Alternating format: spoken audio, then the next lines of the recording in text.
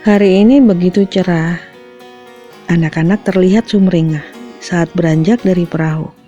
Turun satu-satu. Kita mulai berkumpul bersama di ruangan belajar teras Terasuka. Dimulai dengan yel-yel yang penuh semangat, gegap gembita. Lalu kami melakukan permainan kecil di halaman. Saya sudah menyiapkan susu sebagai makanan bergizi yang diberikan oleh Siti Arsa dalam program feeding menu untuk anak-anak TBM Terasuka. Berlanjut dengan makanan tambahan